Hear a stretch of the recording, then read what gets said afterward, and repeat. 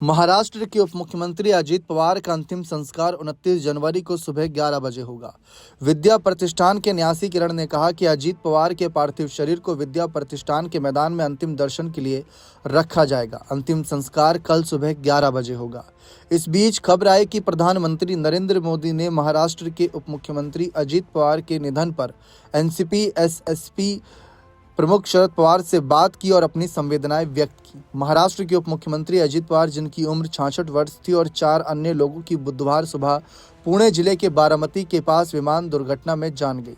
दिल्ली स्थित VSR ventures द्वारा संचालित लेयरजेट 46 विमान हवाई अड्डे पर दुर्घटनाग्रस्त हो गया। विमानन नियामक नागर विमानन महानिदेशालय यानी डीजीसीए के अनुसार चालक दल के सदस्यों सहित विमान में 5 लोग सवार थे।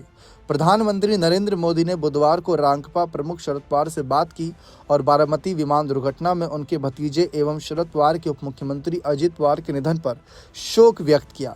अधिकारियों ने बताया कि प्रधानमंत्री ने शरद पवार से बात की और अजित पवार के निधन पर अपनी संवेदनाएं व्यक्त की।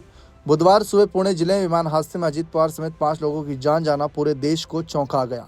यह हादसा उस समय हुआ जब विमान जिले के बारामती में उतर रहा था। इससे पहले दिन में प्रधानमंत्री मोदी ने पहले भी कहा कि वह विमान दुर्घटना में महाराष्ट्र के उप मुख्यमंत्री अजित पवार के असामयिक निधन से बेहद दुखी और स्तब्ध हैं। प्रधानमंत्री ने एक्स पर एक पोस्ट में कहा कि अजित पवार आम लोगों के नेता थे और जमीनी स्तर पर उनकी पकड़ काफ़ी मजबूत थी। प्रधानमंत्री मोदी कहते हैं कि अजित पवार जननेता थे और उनका जमीनी स्तर पर गहरा जुड़ाव था। महाराष्ट्र की जनता की सेवा में हमेशा वह समर्पित रहे और एक परिश्रमी नेता के रूप में उनका व्यापक सम्मान था। उन्होंने कहा कि प्रशासनिक मामलों की उनकी समझ तथा गरीबों व वंचितों को सशक्त बनाने के प्रति उनका समर्पण भी उल्लेखनीय था। उनकी असामयिक निधन से बेहद दुखी और स्तब्ध हूँ। उनके परिवार और उनके असंख्य समर्थकों के प्रति मेरी संवेदनाएं।